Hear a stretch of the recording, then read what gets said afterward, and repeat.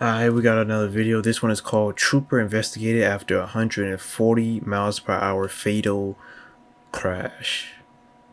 On December 19th, 2023, officers in Arkansas pursued an individual wanted on several felony warrants across multiple states. What they didn't know is that the day would end in tragedy. Their suspect, Mario Donnell Page, was wanted by a drug task force originating out of Memphis, Tennessee. We had been trying to catch Mario for several months. He's fled from us several months. I had a snitch call me, or a CI, however you choose to put that, call me and tell me Sunday that she had him trying to come and pick up money from her. He buys stolen cars. Okay. The girl said, "Hey, I got $3,000.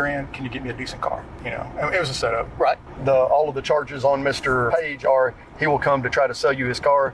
He just hits you in the head, takes your money, and flees. While local officers and bail bondsmen waited for Mario to arrive on scene, they called for the Arkansas State Police to assist, as Mario was considered a flight risk. 2 officers were en route. He pulled up on us. We tried to get him out of the car. He rolled down the window. The minute he saw me, and I took my hood off, you know, I have a hoodie on. I took my hood down and had my credentials hanging on my chest.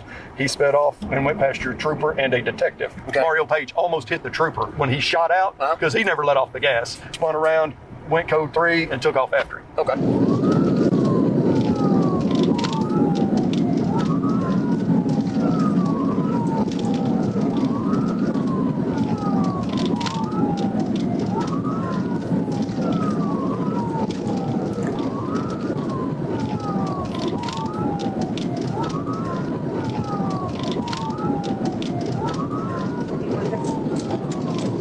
Go ahead. And we're trying to catch up to him. He is running excessive speed on Mount City, south of the interstate. 3 minutes. 123 close enough. I'm not sure. I'm with a DPF guy, just me and him.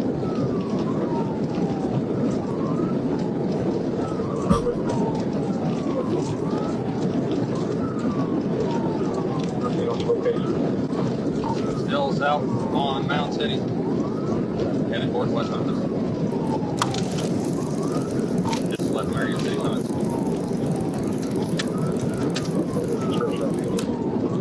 It's a white Chevy Power 136 miles an hour. Tennessee paper tip tag.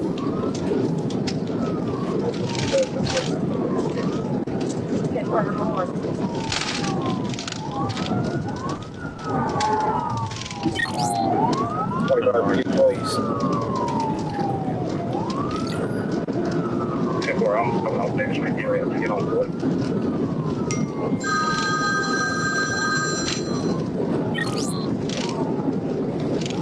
Oh, that is right there.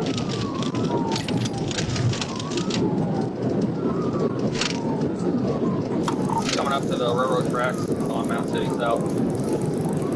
Or City. I'm trying to catch up to him. He's a little ways ahead of me.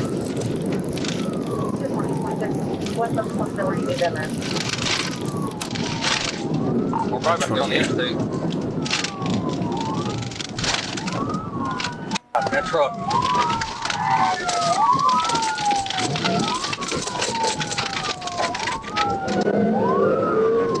I just stopped for a truck. I didn't think he was going to stop. He's got further ahead of me. He's about to get on eastbound on the interstate on 281. Wait, what?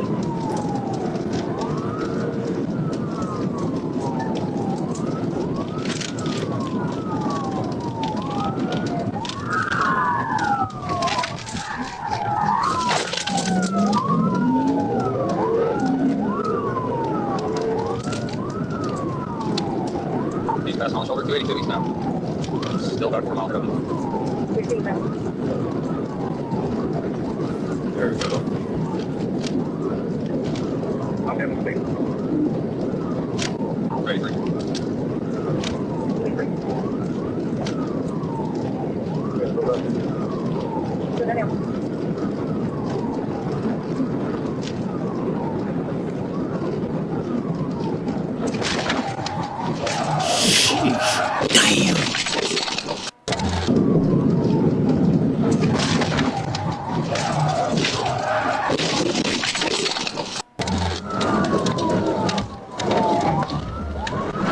TDI wrecked out 284. DVR 44. 283 now.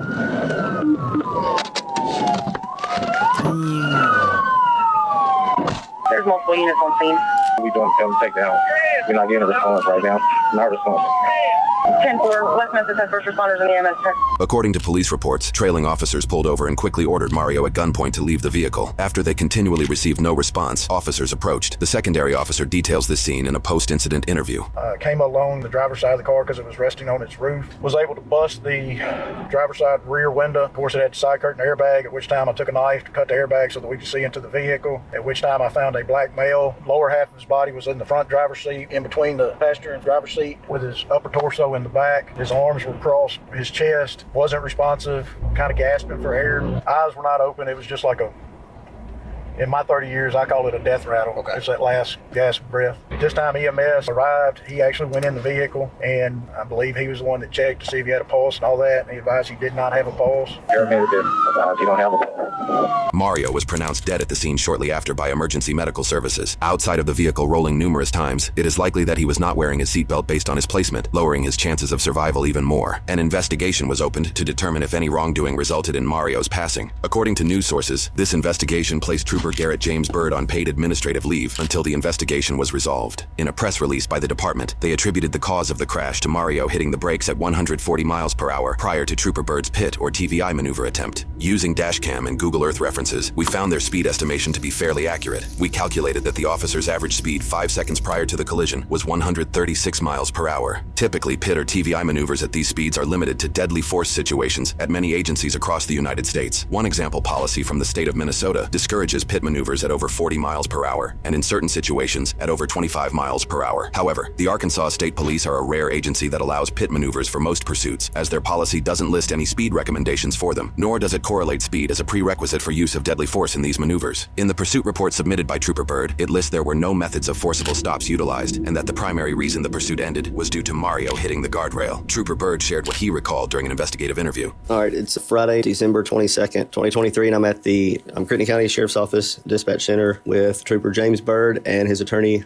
Russell Wood. I went back in over towards the left lane, which he was still in, to attempt to perform a tactical vehicle intervention or TVI. And I don't know if he anticipated what was coming and was just trying to get me off of him, or he was intentionally trying to wreck me. But the suspect slammed on the brakes, and it's like when he did, the vehicle veered right, and I was still kind of right there beside him. It collected me, and it caused a collision. We both veered right, made sure that we had fire and EMS en route to assist the suspect. They informed me that they weren't getting any response out of him. There was plenty of help there, waiting on fire and EMS, and I went to check on the truck driver, make sure he was okay. The day after the incident, various news organizations obtained this highway camera footage pertaining to the crash and criticized the police department's telling of the events, indicating that the crash was caused by a TVI attempt and not by Mario hitting the brakes. However, in the dash cam footage we obtained, it does appear that Mario brakes just before the collision. According to news sources, if this crash is ruled as a result of a TVI, Mario's death would be the 4th Arkansas TVI fatality of that year. As the public debates the safety and effectiveness surrounding TVIs, Arkansas State Police Director Colonel Mike Hagar shared his reasons on their use. We're not going to just hope that they're not going to hit someone, that they're not going to kill your family, that they're not going to kill my family. We've seen that happen. Unfortunately, this is not theory. We know what's going to happen the longer we let that go on. So the reason we believe it is the best tactic is because it's the most immediate tactic to bring that pursuit to a conclusion. We don't want anyone to be killed, but at the end of the day, we are always going to maintain that clear priority of life, which is the innocent public, then the law enforcement, then the suspects. 2 weeks after the incident, the investigative report indicates officials received a letter from the state prosecuting attorney, Sonia Haygood of the 2nd Judicial District. The letter stated no charges would be pursued against Trooper Byrd and gave authority to close the use of force review as justified, specifically spelling out that Mario caused the crash and that Trooper Byrd did not complete a TVI. Now, the pit maneuver is short for precision immobilization technique.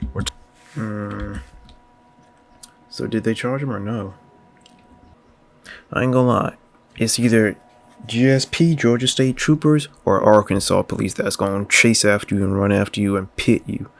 Like, it's not even a debate. It's not even a question. They gonna chase you and pit maneuver you. And in the comments, they're debating about whether he really hit the brakes or was it the pit maneuver that he performed on him.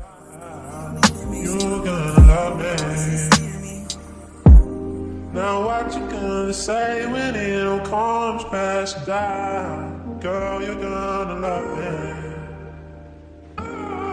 What you gonna do when all your love hits the ground? You're gonna love me. Now what you gonna say when it all comes crashing down? Girl, you're gonna